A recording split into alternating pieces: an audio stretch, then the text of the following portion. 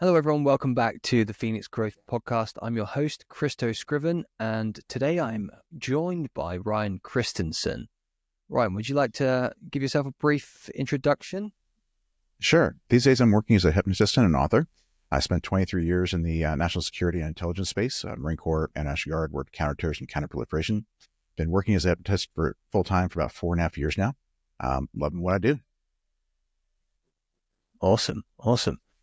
As a hypnotist, I know from when we've spoken before and things I've seen of yours online that you've created your own framework for working with your clients and things like that.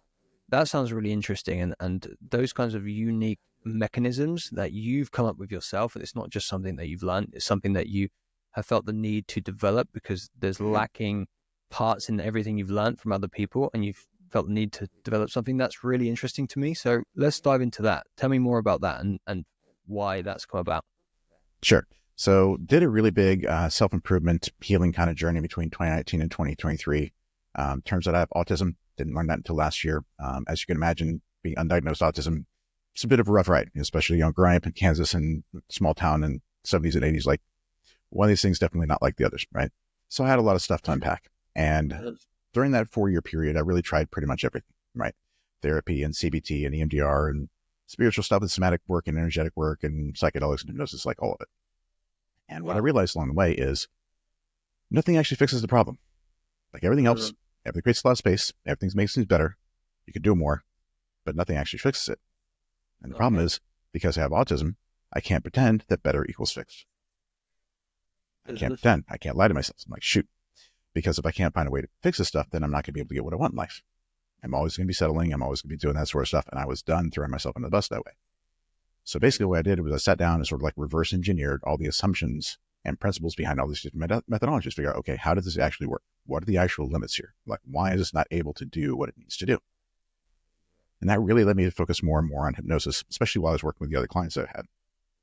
And the focus on beliefs, okay? Because if there's a pattern of behavior, there's something that drives it, right? There's a purpose behind it. It's trying to achieve a particular goal, trying to fix a particular problem. It has a purpose, and there's a reason behind it. And so while I was working on these people's beliefs, say, oh, you're doing this because you have believe this, right? You have a certain viewpoint, which causes you to move through a certain way. Perfect.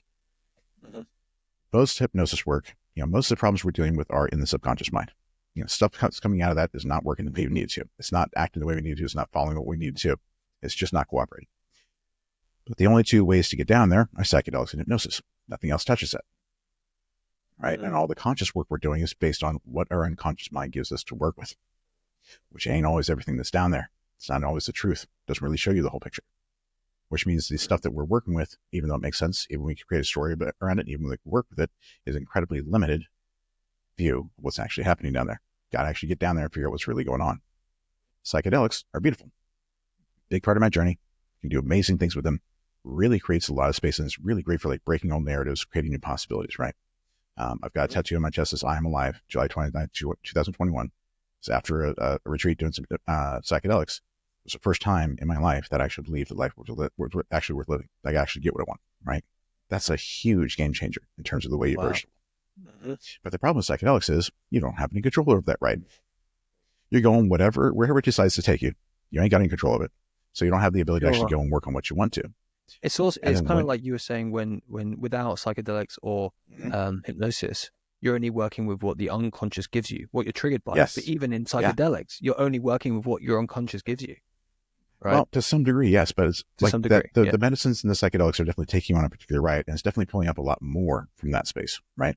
Okay. But the difficulty is you're only bringing in the tools you have with you, and there's very limited opportunities to do the change while you're down there because you're being taken on a ride. And once that thing is done, that door is closed again. So all the integration work you're doing is how do I consciously navigate the world with all this new understanding?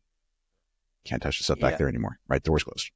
So hypnosis has got to be the only tool, is really the only tool that allows us to sustained, directed, targeted access to the unconscious. But most of hypnosis work is working on the basis of suggestion and persuasion. Let me throw a bunch of good stuff in there. Hope it sticks, right? Create a new belief system for you. But it's battling an old belief system that you don't actually know what it is. It's got a higher lifetime worth of evidence for it. So typically that wins out in the end. Which is why stuff you're able to make some shifts around the edges, able to add some new frameworks and motivation, great for breaking some habits, but there's really big limits. But I worked in intelligence for 23 years. And that's all about figuring out what people don't want me to know. Right. Sure. There's something going on over there that we need to figure out. I have limited access to it. And I need to figure out and map it out so I understand how that thing is built. So I understand that network, that terrorist group, whatever the heck that is, so I can figure out how to break it. Where are the weak points? Where are the gaps? Okay. Same thing applies to your unconscious mind. Every bit of information I need is back there. It knows exactly why it's doing it, knows exactly where it came from, knows exactly what it's trying to accomplish, knows exactly why it's not letting you change it. All I have to do is ask the right questions. And by doing so, I can map out that chain of logic that created that behavior, that belief, that pattern. As soon as I have that, I can disprove and dismantle that old chain of logic, create a new chain of logic that draws a new conclusion. So instead of having a new belief and an old belief competing, no, we've gotten rid of the old belief, and now the only thing there is a new belief. Powerful stuff. The other thing I was really looking at is matter of scale. Okay. In the self-improvement world, we have a very, very heavy focus on left-brain perspective. Individual issues, individual problems, individual events, individual traumas, individual beliefs. Nobody's looking at it from the right brain perspective, the emotional perspective. Because that part of your brain is looking at patterns over time. Narratives that run through things. It's looking at the forest rather than the trees. And you can't get there from the trees, right? You can map out Times Square in New York in excruciating detail, and it tells you absolutely nothing about what New York looks like from the air. You can't go from that general to specific to general. You just can't get there, right? But that thing came to be for a particular reason. This idea that I'm not good enough has a logic to it. There's a series of events that led you to draw that conclusion. And based on that, you're doing things in a particular way. And a lot of ways, a lot of this individual stuff we deal with is I'm not good enough applied to individual situations. Your emotional mind is faster, so it draws its conclusion first. And then we do all the analysis in that frame. So if the frame is I'm not good enough, you have to fight that on that individual detail level. Yeah, all the time. But if we figure out what I'm not good enough is and where it came from, we can change it. We can disprove that old chain of logic. We can create a new chain of logic that draws a different conclusion. Right? And by doing that, we don't have to do a lot of this little work. If you got a big box in your head with a million things in it and the label on the side says, I'm not good enough, typical approach, take stuff off, save it and put it in a different box, right? If you're really good, take a bunch of stuff out at one time. But there's a million things in there. More stuff gets added every day. That never ends. Healing is a lifelong journey, right? Play whack-a-mole forever. Sure, yeah. Right? Yeah. But there's a label on the box. Yes. Yeah. Why not take off the label, put on I am good enough. Now everything in the box means I'm good enough, and you don't have to deal with it individually. Yeah. By changing that overall emotional conclusion, you change the framework for everything you're doing down here. And you can essentially speed run that entire improvement process. You can speed run that entire healing process. Right? And it's basically about bringing that emotional conclusion in line with what you now know, because unfortunately, your unconscious mind, that emotional mind, never has time to step back and look at things and reevaluate. That part of your mind exists to deal with like this 1 or 2 seconds of the present world. There's a beautiful set of experiments in Germany in the 1970s that basically proved our conscious mind becomes aware of something about a half a second after it happens. We're half a second behind. Yes. And that makes sense because you got to get all this information come in. Your mind's got to process it, got to filter it, got to take immediate action, right? If you can imagine driving where its reactions are half a second behind, like you're screwed, right? So it's got to have that ability. But that also means it never has time to take a step back. Because it's got to be dealing with this all the time, right? The only time it has any time. Like I've got to keep up. Yeah. Exactly. So as a result, the only time it has a break in time to integrate is when you're asleep. Welcome to dreams. That's your unconscious mind processing, trying to figure stuff out. But it's doing it in the framework it already knows, and you don't have the ability to influence that. Which is why hypnotic trance is so important.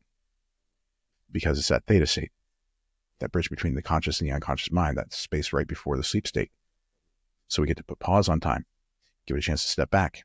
We create that bridge so we can interact with it. And that's the thing that makes hypnosis so powerful. We get to interact with the unconscious mind on its level in a space where it has time and space to take a step back and reevaluate things. And that's where we can make some powerful, amazing changes. Awesome. Yeah. had experience with both types of hypnosis that you were talking about. So you had that solution-based hypnotherapy. I originally encountered that, and it did pretty much nothing for me. Okay. I think it helped, but only it's like an affirmation that goes a bit deeper. You know. That's exactly right. It's affirmations on steroids. That's all it is. Yeah, exactly. Right. Pretty much. But I also, with the deeper stuff, the kind of transformatory hypnosis, hypnotherapy, that was massively transformational. Yeah. And every time I came away from there, I felt like I had this massive shift, and there was this unconscious processing that was happening, and it was like it was beyond the understanding of my conscious awareness. Yeah. Like I could remember it. It wasn't like I didn't remember it. It was like a guided meditation. I could remember the whole experience, but it was so deep that I had the sense that there was cogs shifting within my psyche, right? And I kind of needed the rest of the day to just go, I just need to process this.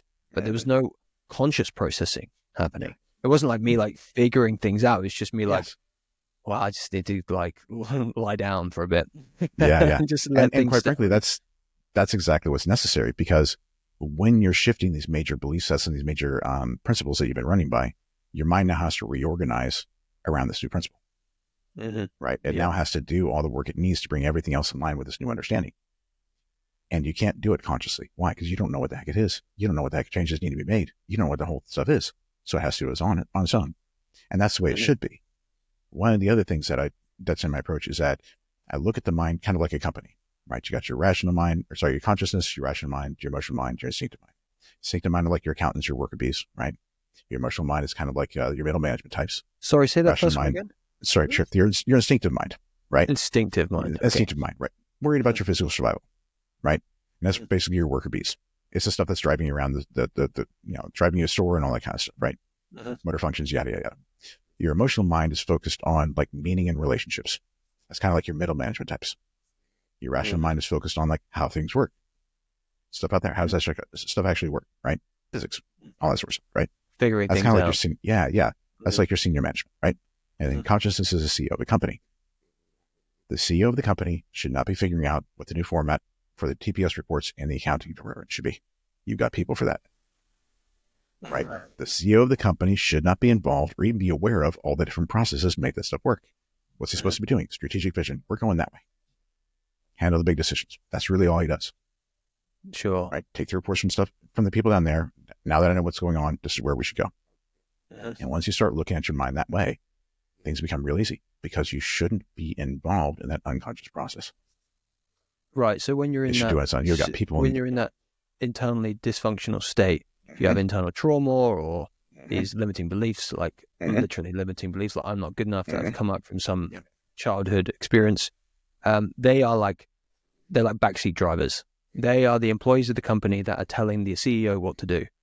Yes. Basically, the CEO has to like level with them all the time and say, okay, yeah, I remember that, instead of being the actual boss and being the visionary and driving the company forward. Exactly. You have to fight with that whole thing. But here's the interesting part.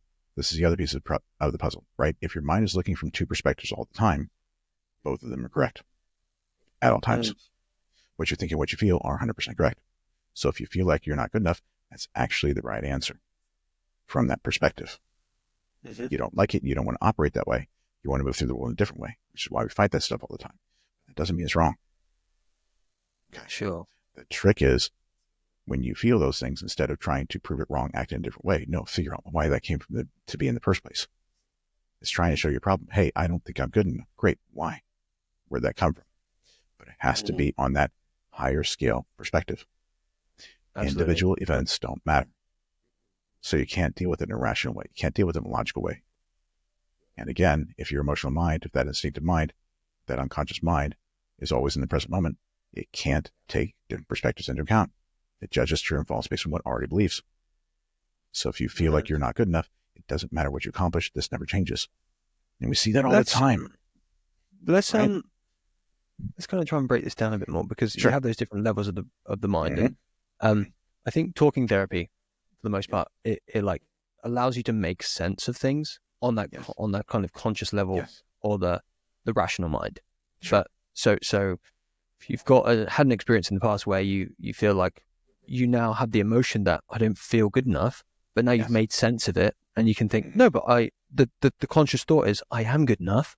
Yes. You know, I'm okay. But the underlying emotion is still there. Exactly. Do you think that plays a role? Like, are both important? I imagine you would agree, and I probably would agree that the emotional healing, like like rewiring that deep, unconscious, big picture view of I'm not good enough, that the label on the box is more important, but then also to make sense of things in a logical fashion, is that still important? Because I guess that is what maybe happens in a hallucinogenic experience. If someone goes in there and they have this deep unconscious healing, and then they spend the next 5 years trying to figure out what happened, like make sense of things rationally. Let me go ahead and throw a couple different things in here. Okay. Number one, all models are wrong. Some models are useful. Every tool has a purpose and use. When you're first starting out, part of the thing you need to do is just figure out what the heck does this actually mean? Because often you don't have the perspective to look at it of, oh, my environment is completely screwed, right? I remember sitting, I was going through my second divorce, talking to the therapist, and, you know, my household was kind of emotionally volatile, right? Mom would blow up every once in a while, just a mess.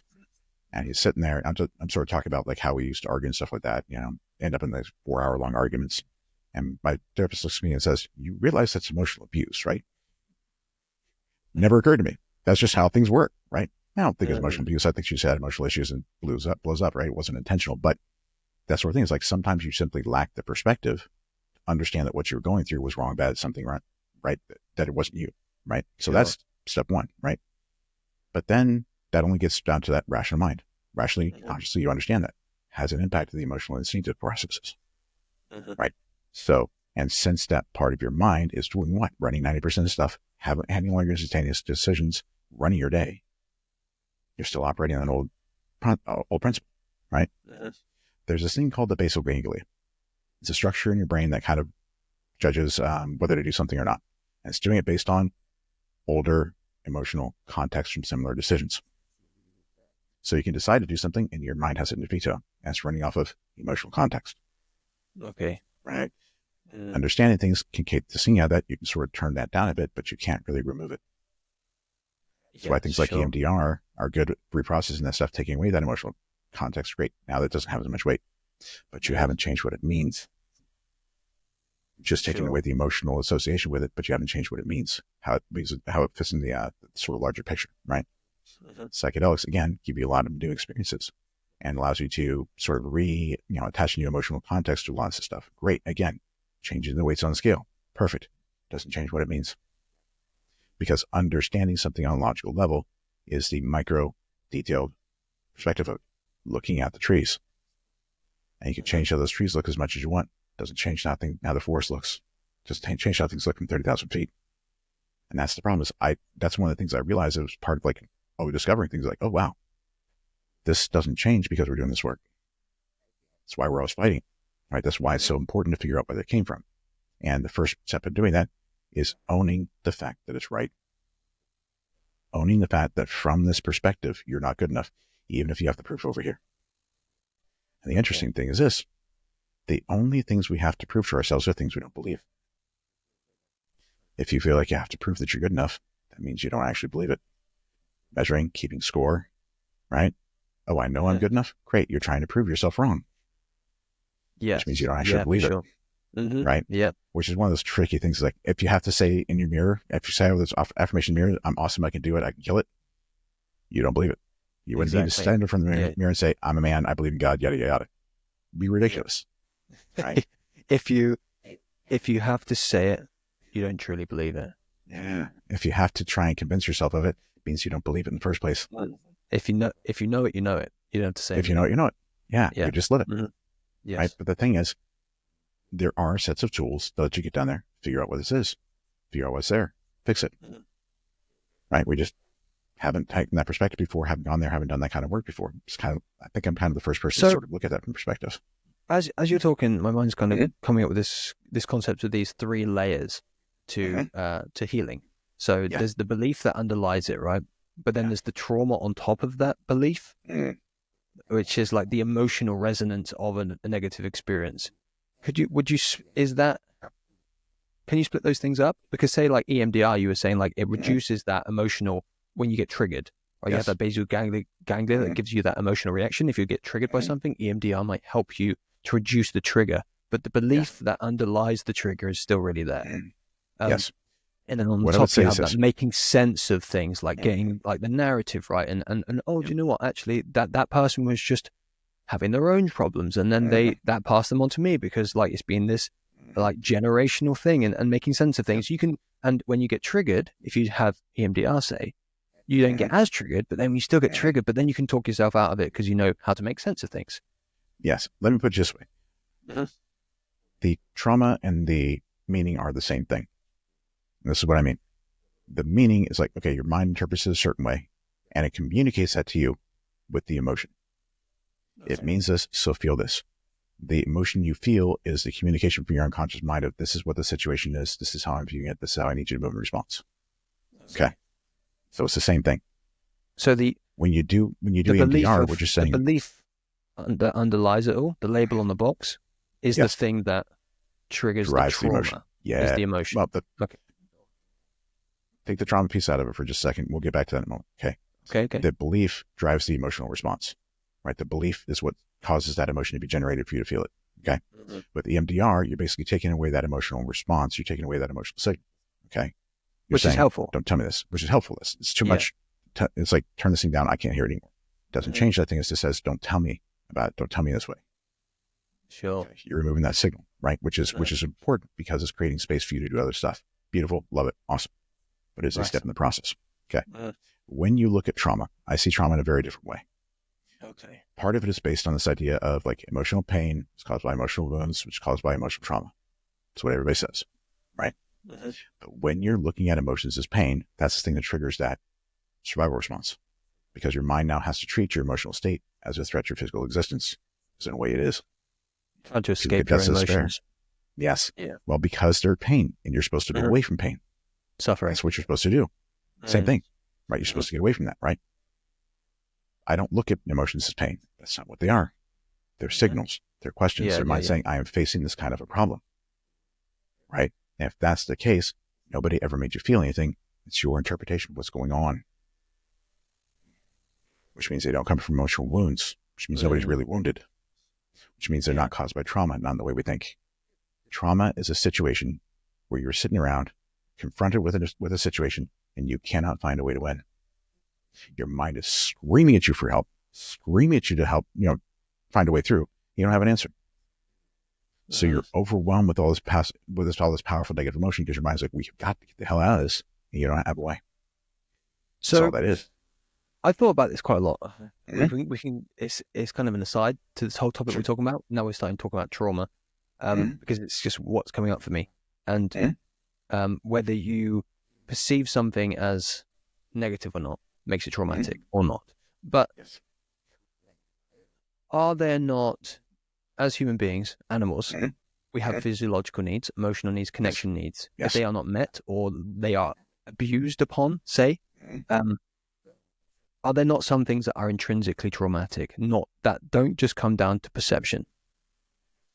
I would say no. And this is what I mean. Okay. Your mind has to interpret everything. Right? There's nothing that has inherent meaning. Nothing in the world has an inherent meaning. There's certain things that are, facts are true, but not the meaning of a particular thing, right? Some people are scared as crap of spiders. Some people love them, right? There's no inherent meaning about spider, right? Snakes, same kind of thing, right? There's only a few things that have an inherent, like, oh my God, this is exactly what this means, like falling, drowning, that kind of stuff, okay? Everything else is something you have created meaning for based on how everyone around you is moving through your environment, okay? Now, when we're very young, we have one and only one tool to get help. That's cry. So every form of distress, no matter what it is, we got one way to deal with it. People respond in a single way. So from the beginning, we're looking at all forms of distress as the same. Okay. As we start getting older, what's the narrative? You hurt my feelings. You broke my heart. Don't make me feel that way. Right? So we started associating emotions with pain. And when you're growing up in an environment where you can't get what you need where there's trauma, where there's abuse, where you're being put upon, all that other stuff, what's happening? Mm-hmm. You're experiencing significant negative emotion on a regular basis that you cannot escape. Sure. Right? You don't have any control over it. You're trapped. You're just bombarded with this stuff. Yeah. And so that's the point where your mind is like, oh my God, my survival is threatened, because it is, because you need the connection and everything else. It's like, how the heck do I get that? So it's using those emotional signals pause to there for a navigate it and sec. build it. Yeah. Yeah. Pause there for a sec. Sure. In that scenario, as a kid, between 5 and 11, say, 5 and 9, and all those things are happening. They're getting abused, they're not getting attention, they're getting neglected, they're not getting listened to, they're not getting the care they need. Could you ever say that it's their perception of that that's traumatizing them? Yes, always. If they had, how can they possibly have a different perception? Don't human beings crave a certain amount of connection? Do we not need that certain level of connection and care? 100%. 100%. I'm not saying that's not inevitable that they feel this way, because it is. You're a kid. Okay. And 5 to 9 is actually an easier way to navigate than 0 to 5. Because from 0 to 5, your rationality, your reasoning capacity really hasn't come online. You don't have that capacity. So you're navigating things purely from an emotional perspective. Sure, yeah. Right? You don't have any other framework to play with. So by the time you're 5, 6, 7 years old, you've already created all these ideas of, I'm not good enough, there's something wrong with me, got to be something different. Or it's dangerous, it's pain, I'm traumatized. Sure. Those have already been created. And since that's the truth you're navigating by the time you get 5, 6, 7, 8, 9 years old, and your rational frameworks come online, you're understanding that from that perspective. Is there any way for you to reach any other conclusion as a kid? I don't think so. It's the most natural conclusion. Like, there was no way in hell I was ever going to. Growing up autistic in Kansas, that was different. There was no way in hell I was going to draw any other conclusion. Nobody could help me, right? But you're saying that but they could, if they just had some crazily anomalous brain, yes, and could detach. Theoretically. Yeah. Well, think about it this way. If you look at attachment theory, right? 70% of people have an insecure attachment style, right? Anxious, avoidant, right? 30% have a secure attachment style. They got what they needed. They drew the right conclusions. Right? Sure. Because they're raised in an environment where they could draw healthy conclusions. Yeah. Right? So the other thing I'm saying, yes, it is inevitable that you reach those conclusions, because you can't reach any other conclusion in that environment. You really can't. Okay, yeah. That's okay. It doesn't matter, because we can fix it later. Yes. Right? It doesn't matter what you've been through. The question is, where you're going next. Yeah. It's not your fault that you're hurt. Exactly. There's nothing you could have done. It's your responsibility to heal. Well, yeah. Well, nobody else is going to do it for you, right? That's just the world is. Save you, right? Yeah. Nobody else is going to do it. No one's going to save you, man. Right. Well, they will. That's the thing, is they will if you let them. They can want help if you let them. For sure. So what I would say is. So, go ahead. It doesn't matter where you came from. It doesn't matter what you've gone through. It doesn't matter how you've been navigating up until now. It doesn't matter what those beliefs are. Because if we can change them and shift them to what you need them to be to move forward in life, the rest of your life can be great. And the other beautiful thing is this. Fundamentally, where I get my people is a place where there's nothing wrong with them. There never was. There's nothing to heal, and there never was. Okay? Because when you change emotions from pain to questions, wounds go away. Traumas reimagined in a different way. The reason why we think we're the problem is because when your hand hurts, you're supposed to look at anything because it's busted. The emotions are pain. It's in here. So this has got to be the problem. This is what we got to fix. Okay. Correct. Given how we're built, given what we understand, how do I navigate the world? How do I get what I want out there? What do I create out there? Once you do that, something interesting happens, because you're now seeing your life through the completely different lens of, I was never the problem. It wasn't me. It's my environment. You're doing it on that emotional, deep, instinctive level, which means you're disconnecting your emotional mind to that instinctive mind. So your instinctive mind doesn't have to treat your emotional state as a threat to your survival anymore. So you don't have to avoid those negative emotions. They're not pain. You can engage with them. You can treat them as the questions that they are. In a lot of ways, those negative emotions are a good thing. Feeling bad becomes a good thing. Why? Because it's helping you identify the problem in your way to getting what you want. And figuring out what the problem is always the hardest part. Once you understand what the problem is, easy to fix. Trying to find the problem, really hard. Sure. So if your emotions are leading you to find the problem, that means you're actually getting where you want to be faster. And that's an incredibly powerful thing. And you're healed. You're done fixing yourself. All that's done. What new tools do I need? What new frameworks do I need? where do I want to go? That's all you got to ask. Okay, so is there, when you go in there into the unconscious, Yep. and you reconstruct functional beliefs, right? Functional, I think dysfunctional is the best terminology that I've come across. Probably Sure. healthy, unhealthy, maybe. But you reinstate healthy functional beliefs, then the emotional resonance that is there, the triggers that are rising, whether you get triggered from the outside or from your own internal kind of system, just reimagining those things and bringing them up, whatever's happening, they just fade away. The emotional resonance is not there strong once you've done the belief work. Exactly. Because again, emotions are driven by the meaning. So if you change the meaning, the emotional association changes. Right? The other thing is you get triggered because you've got buttons to push, because things out there confirm negative opinions, negative beliefs about yourself. If you imagine things of like, there's nothing wrong with me, then people telling you you're a jerk, you suck, whatever, doesn't resonate. Again, true and false based on what you already believe. If the new belief is nothing wrong with me, doesn't matter out there. Sure. The other thing is now I have control over my emotions because everything is my interpretation. So nobody makes me feel anything. So now I'm sovereign about what happens in my head. I'm no longer a victim, never can be again. Right? The other thing is, if you think there's something wrong with you, you have to fix yourself. That means you're broken. And broken things aren't particularly valuable. If you're wounded and need to heal, broken, not particularly valuable. Which means when you believe either one of those things, you can never have healthy self-esteem. That's why we're always trying to prove that we're good enough. Right? But once those things are fixed, now you can create value. Now you can create deservedness. But you got to do it in a way that doesn't have to be measured. So when you're measuring, the answer can always be not enough. Right? So the answer to that puzzle is like, okay, I am good enough to deserve whatever I choose. Because value is a choice. That's all it is. I choose a thing to measure, choose a way to measure it. I come up with any answer I want. That's why we're trying to prove it in a certain way. Let me find something good at and measure something that way. But if that's just a choice, all you're doing is making a choice. The problem is the choice you've already made was when you were young, that environment was bad. You could not make a positive choice. You have to not be good enough. Why? Because I'm not getting what I need. It's the only answer you can have. Fix those two things, create a new choice, right?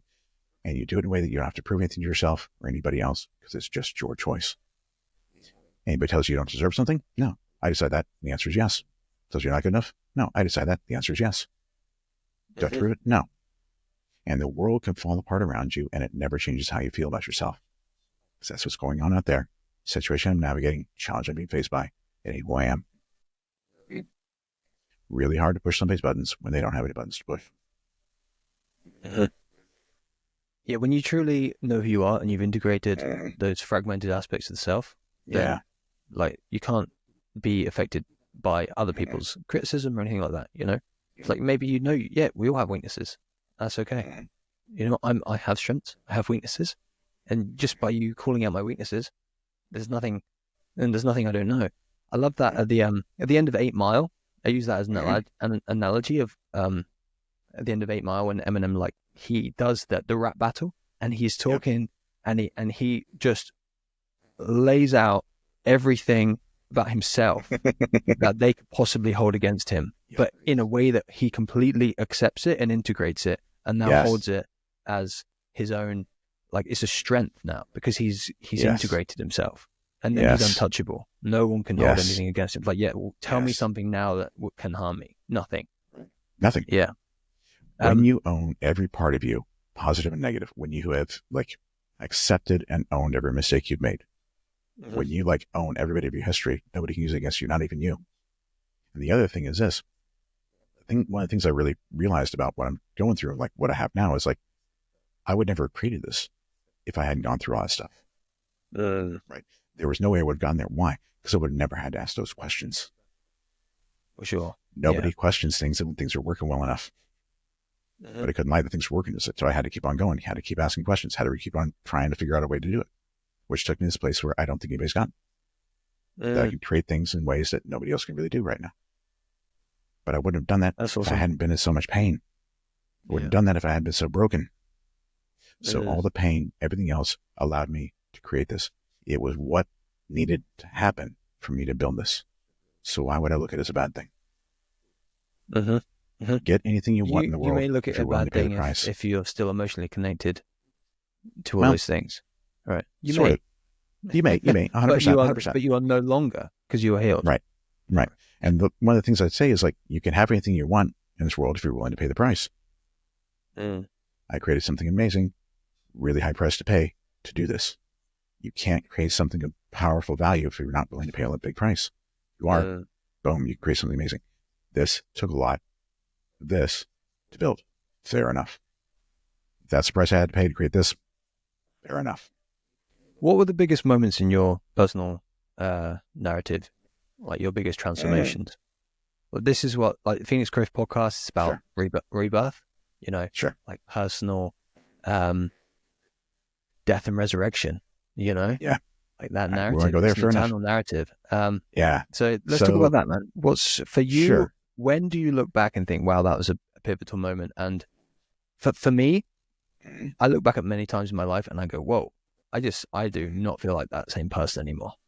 I feel like a completely different person.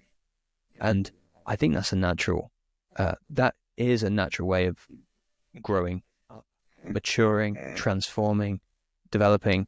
But I don't think everyone feels like that. I think they can just go through the whole life and think, oh, I'm just the same person, you know? That's the interesting thing. When I look back at my life, I am the same person the whole way. But I'm moving through the world and expressing myself in a very different space, in a very different way throughout the world. Okay. So I grew up in Kansas, autistic. Nobody knows what's wrong with me. Nobody can help me. The world works for everybody else and not for me. And so I knew very early on, I am never going to get what I want and need in this world. I'm going to suffer for the rest of my life, period. So the first time I wanted in my life, I was 9 years old. Right. First time I actually considered ending my life, I was 9 years old. Right. Because like, if I'm going to suffer for the rest of my life, fair enough. That's the truth. Fair enough. I get to decide how long that is. Sure. There's some power and agency in that. Right. But my mom was like, can't let you go. And I was reading a lot of like military fiction and science fiction fantasy. So that idea of like heroic sacrifice was a really big part of my life back then. Okay. Fair enough. Become Batman. Batman's life sucks. Right. Not Bruce Wayne, Batman. Batman's life sucks. But it's a really good thing he's around. It's necessary for him to be there. Otherwise, Gotham City would suffer. So if I dedicate myself to that greater good, serving humanity, trying to protect people, there's a reason for me to stick around. That's what led me to Marine Corps, intelligence work, all that kind of stuff. But by 2019, 2020, I'm realizing the world does not want to be saved. Doing all this work, things are getting worse. I'm obviously in the wrong line of work. So now I have to find a different reason to live. And that's where it started, that self-improvement journey. So I've got to find a different reason to live because that's not working anymore. So you were using that, but you were using that means to create meaning in your life. Like my life is suffering, sort of, in a Buddhist sense, right? It's like emotions are associated with pain. Pain is suffering. But if I dedicate my life to some worthy cause, then that's meaningful and it's worth me being around. And you came to the end of that period, and what you thought that it just wasn't. You thought things were getting worse. You wanted to do things on more of an individual level? Well, there's a couple of different things. Like, number one, I was realizing I was not actually having the impact I needed to justify that anymore, right? So that reason no longer works. So now I've got to find a different reason to live. This is all subconscious. I didn't understand this at the time. Sure. So I'm looking around, it's like, okay, great. My parents, my brother, doing a lot of stuff where they're helping people one-on-one, always talking about how they're improving people's lives. Like, there's something I could do. There's a way I can help. There's a way I can still be of service. That's what took me down the road of like becoming a hypnotist and so forth and so on. But I'm still not getting what I need. Okay, I'm still throwing myself into the bus, still sacrificing myself, still not getting what I need. And if I can't do that anymore, it's too painful. So I've got to figure out a way to get what I need. So started really, 2021 was really when I said, like, I am done declaring jihad my BS. I'm doing whatever the hell I need to fix this. Right. So it took me down a very powerful, like 2-3 year period of transformation. The first really big moment was I was doing some belief work, coaching with some people, and realizing it's like I'm throwing myself into the bus and it sucks and it sucks and it sucks. And I realized, oh, wait a second. If you throw away garbage, that doesn't hurt. Right? Throw away the trash, doesn't hurt at all. Throw away something you care about, that hurts because that has value. It's like, oh, wow, I must have value because throwing myself into the bus hurts. First time I'd ever thought about that. First time I've actually thought that I actually have value. In that moment, realizing that, it's like, wow, okay, fair enough. That's a cool realization. Yeah. Went and did a retreat, did a couple of days worth of psychedelics works. After the end of it, I'm sitting there on the couch later on. I'm like, man, I feel amazing. I'm so excited. I can't imagine. I can't wait to get to all those crazy things. I'm so, this is amazing. And it hit me. That's the first time I ever felt that way in my life. First time in my life that I felt life was living. First time in my life that I thought it was possible to get what I wanted and needed. Not that I had it, but it was possible to get it. That broke me. I'd cry for like half an hour. That's why I have that tattoo on my chest. Yeah. Yeah. I am alive. That's awakening to the knowledge of good, right? Yes. Not just awakening to good. And they eat the apple, it's not just the knowledge of, it's the knowledge of good and evil. What's possible. Yeah. What do you want? What do you need? Right. Yeah. And up until that point, that had not been true for me. At all. Right. Did a lot more work. Awesome. Now life is living. Great. So I'm doing a lot of work the next year, working with a hypnotist. And I'm like trying to figure out like, what am I supposed to be doing in entrepreneurship and all this sort of stuff and my goals. And I'm going to say, wait a second. I'm trying to find another reason to live, but I want to live. Why am I trying to justify that? And it hit me because I've chosen to live because I want to live. I no longer have to justify my existence. And that broke my brain so hard. I felt like I was on mushrooms for 3 days. Talked about how you had to lay down 3 days. I felt I was in altered, messed up, like psychedelic space for like 3 days because that was such a fundamental, powerful belief that was rolling around under there that structured my entire life for like 46, 47 years at that point. So say that again. What was the revelation? No. I didn't have to justify living anymore. I didn't have to justify existing anymore. I didn't have to have a reason to be here because I wanted to be here. And what led to that? Just, I was doing some work with the hypnotist and trying to figure out like, what my goals were, what I was supposed to do, like how I was supposed to measure myself now that I didn't have this whole thing. I realized, wait a second, I'm trying to find a reason to be here, trying to find a reason to live. But I already want to live. So why do I have to justify that? Why I have to justify the choice I've made?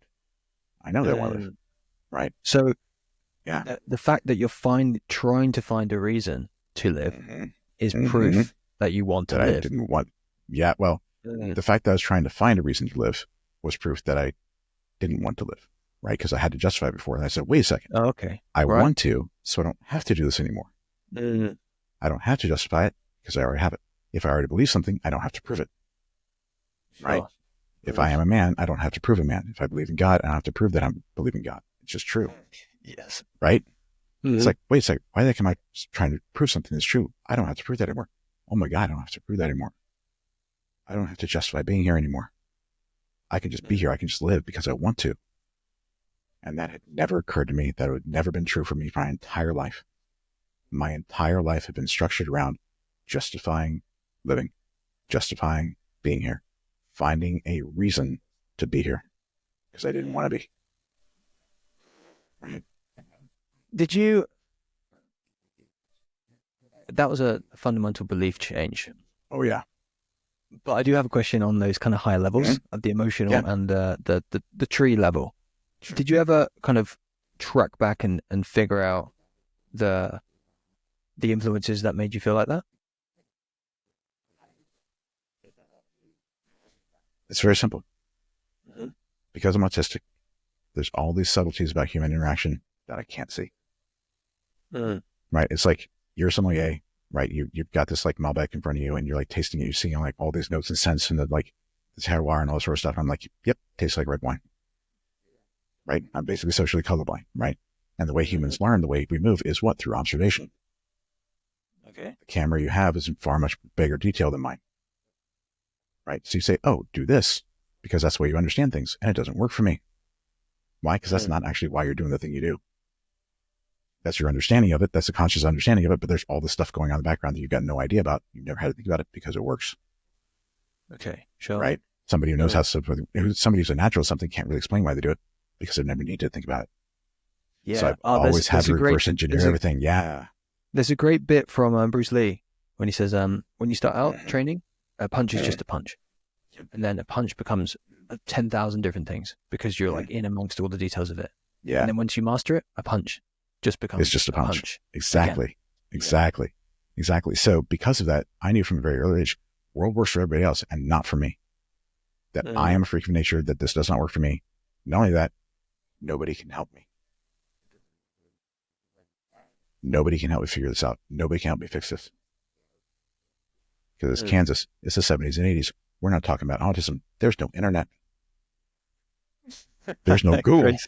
Sure. Right? Yeah. There's no way for anybody to help me because nobody knows what's anything's wrong. I'm a smart guy. So everybody says, it's just because you're smart. That's what it is. I don't know. Something fundamentally different. Which is why it took 48 years for me to figure that out. Right? So I knew very early on, this ain't it. And I'm the problem. And there was no other conclusion for me to draw because it is actually true. And you had to prove your worth by your actions. Was it external Actually, validation? That's not quite right.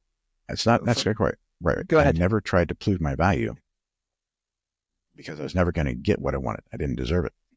That was never going to happen. Okay. Right? You deserve something based on your value. I was never going to get what I wanted, never get what I need. I was going to have to accept whatever came my way. Sure. I was proving to myself there was a reason to live. There's a reason to continue existing. That's it. Okay. Yeah. Not that I was going to get what I wanted. Not that I was valuable. Not that I was going to be rewarded anyway. No. Just be able to live. Right. Later on, now that I want to live, okay, now I got to figure out how much value I have to figure out what I deserve, to figure out a way to get what I want. But that was way later in the process. Sure. Yeah. Oh, man.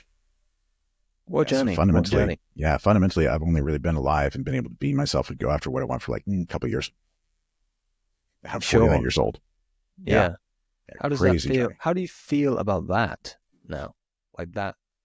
Like you, man, I guess you have a rational understanding of like all these things were necessary for me to have the realization I have now and to be doing what I am now. But yeah. What does that feel like now? It's just out of curiosity, from this perspective. It's a really interesting question. The best way I can explain it is quite a while now since we've gotten this place where I am. I don't ask who I am. I don't ask what I want. I just be me. I just do whatever I feel like, whatever catches my interest. I just roll. Because if I trust who I am, trust what I want, trust what I need, my mind is going to guide me to it. Yeah. Right. If you look at all these parts of yourself as kind of like having a compass, right? Your instinctive mind, pleasure and pain. Emotional mind, right and wrong and good and bad. Right? Rational mind, true and false. All I got to do is listen to that thing. It's been trying to help me and guide me in the right direction the entire time. I just didn't understand what it's trying to do. Sure. Right. Well, I think it guides you in the right direction if it's all functioning correctly, right? Not pulling in different directions. That's the thing. You're judging your results based on your conscious perspective. I want this, right? The CEO's decided this. Yes. You don't understand what's going on under here. And that's part of you as well. I've chosen is limiting yourself to the conscious perspectives of me. But you are your conscious mind, your rational mind, emotional mind, instinctive mind, physical body, all this esoteric things, your soul. And when you look at it from that perspective, when you look at it from the whole, you needed to keep yourself breathing. That was the only thing that my mind needed to do, was keep myself breathing. Sure. And everything I've done was in service to that. Right. Right. Yeah. And it was using all those negative emotions to keep me away from things that were going to take me down the wrong road. Well, look, man, you found meaning in something useful. Yeah. Because it could have been a lot worse. Absolutely you could have just found escapism or distraction. 100%. Yeah. And me and my friend have had a debate around this concept of just following your like excitement or whatever you feel like doing in any given moment. And that's it's a theme that comes from like Christ, the Tao, Buddhism, all these different religions, right? But if you have some sort of internal dysfunction, like following what you feel like you want and need in any given moment can lead to just self-harm or harm of others. It doesn't, like, you distracting yourself from a situation through indulging in drugs or or even if you then if you promise like someone that you love, that's dear to you, I'm not doing that anymore. I'm not doing that. But stress comes up and then you go and do that thing and then you blow all your savings on that thing because it's what you felt like you needed in that moment. Right. So when you're not aligned, that can be quite a dangerous place to try and act from. let me go ahead and give you a different perspective. Okay. Number one, you talk about it as being dysfunctional. Nope. It is 100% functional. It's doing exactly what it should be given the larger picture. It's not aligned with what you want, not aligned with what you think, not aligned with the larger goals. That's not what it's looking at. It's looking at the present moment, the right now. So solutions are to solve this instantaneous problem. Oh, okay. And because it's only looking at right now. It's micro-functional, macro-dysfunctional. Exactly. Yeah. Because it cannot look at second, third order effects, not looking about the long term, because the only thing it's there to do is keep you breathing in for the next second. Yes. Okay? Now, in that perspective, again, emotions are pain. That's the way you're processing it. So what's it trying to do? Keep you from too much pain. If your life sucks, if it's too miserable, I got to find a way to make it worth living. Drugs, alcohol. Drugs make you feel good for a moment.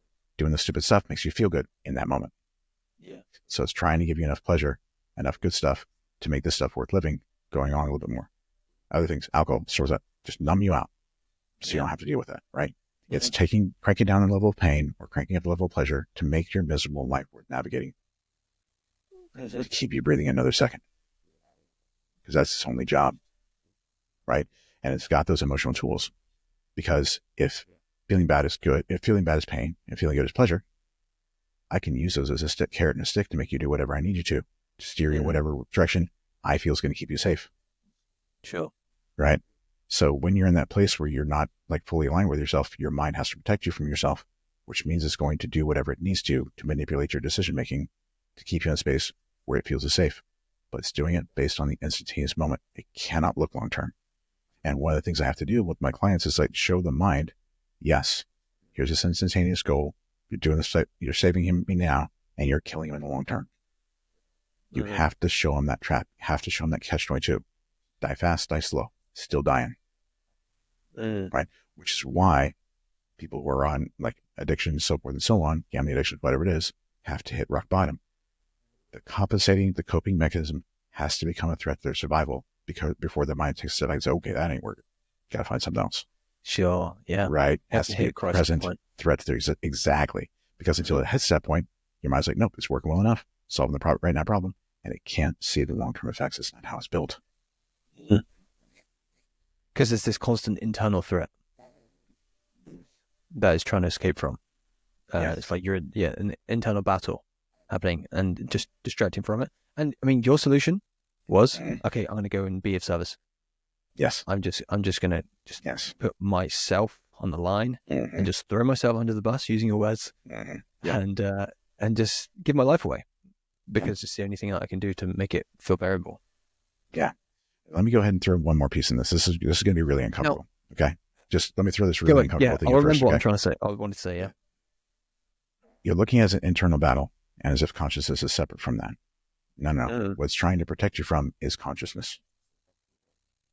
When you say consciousness, what do you mean?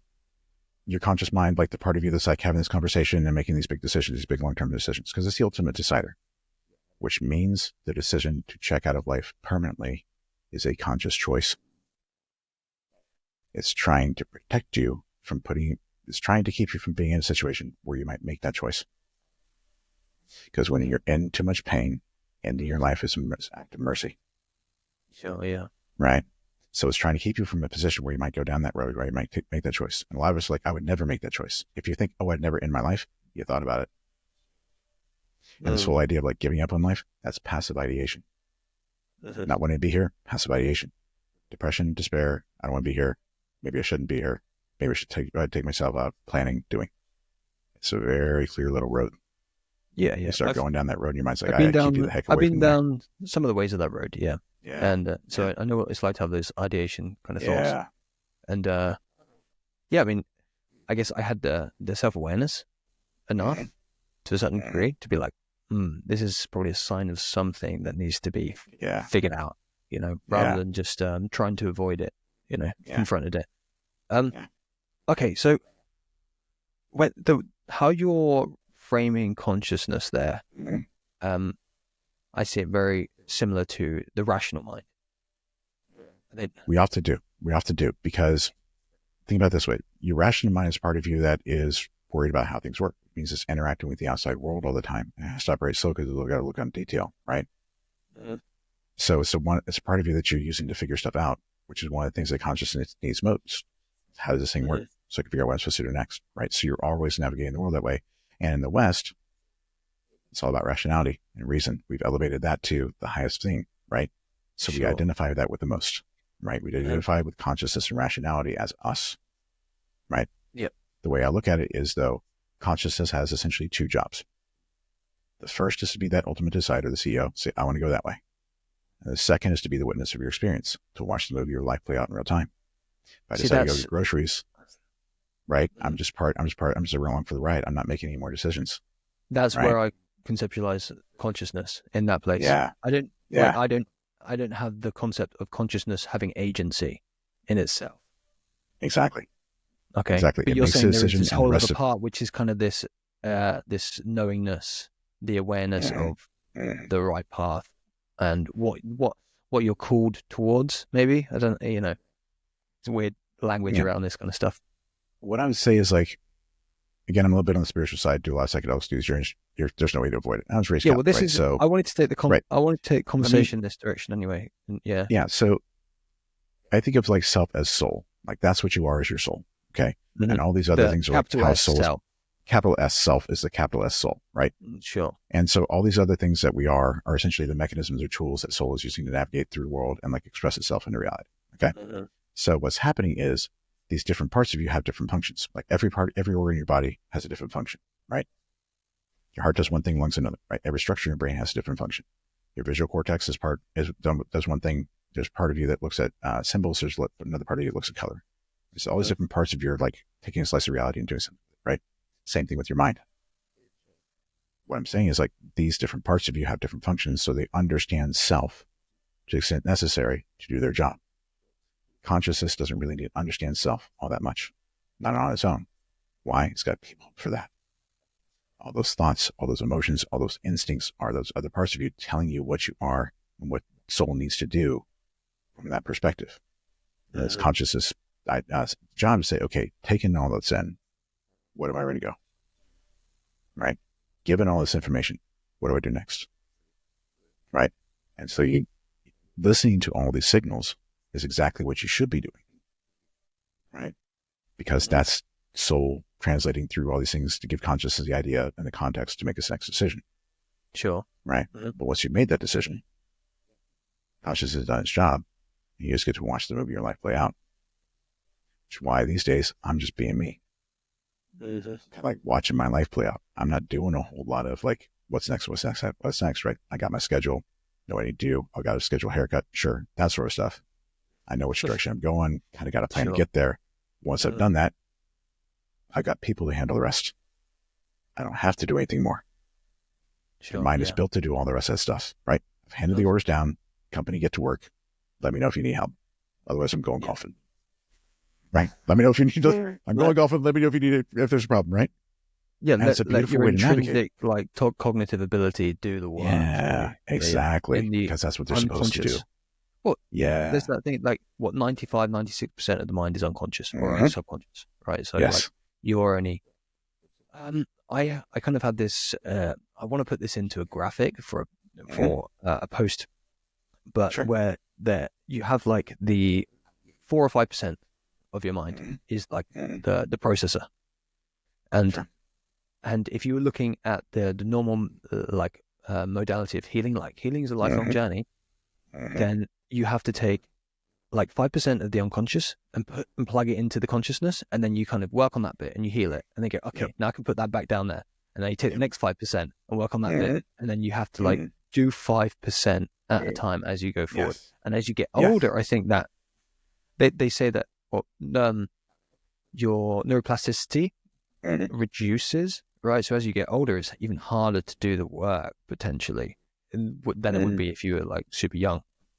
You become more habitual, become more ingrained in your own ways. You know, you can't keep teaching old dog new tricks. You can, but it might just be hard for sure. But what you're saying is there's a way of kind of just opening the whole thing up and just letting someone who's skilled in there and just like, let's just recalibrate this mess. Yes. And think about it this way. The reason things are harder to learn and change when you're old is why? It's been working for a very freaking long time. Whatever you've been doing has been working well enough for a very long time. So why would you need to, right? You need a big reason to make a big shift, right? But yes, 100% yes. The best way to go about things, in my opinion, get yourself to a place where you're good enough to be able to confront all these different things about yourself you don't like. You can allow them to be true long enough to examine them and figure out what's next. Okay. But yes, you fundamentally need somebody else to come in and do that work for you. Why? Because if you're in conflict with your mind, it doesn't trust you. And all the changes you want to make are to allow you to do stuff that it thinks are bad, wrong, or dangerous in some way. So why would it let you do those changes? So you got to have that neutral third party come in and negotiate for you. So it's not effective to do this as a self-help methodology. No. But I think so on that belief level, not. I think the emotional level, the making sense level, so that emotional basal ganglia level, and then the rational left brain, or you could say that the right brain is the emotional level, left brain rational level. You can do that stuff yourself. Yeah, you can do self-help stuff. You can do timeline therapy, or you can do parts work on your own. Yeah, but think about it this way: if you got a big forest, yes, there's a lot of work you can do to clear out a clearing, chop down a bunch of trees. You can clear out an entire football field, build a big honking mansion. Beautiful. Is everything better? Yes. Do you have a lot more space? Yes. Is it a lot more comfortable? Yes. Are you doing exactly what? Yes. And it's a football-sized clearing and 1,000-acre forest. And you still don't feel whole. Yes. Because your consciousness has this label. Yeah. Well, yeah. I was going to bring up that consciousness, pure self aspect, because how I conceptualize it in my mind is I put it underneath that stack. So I have kind of the rational brain on top, because that's just what we use. That's the most kind of surface level. Then you have the emotional brain, then you have the intrinsic, and underneath that is the pure self.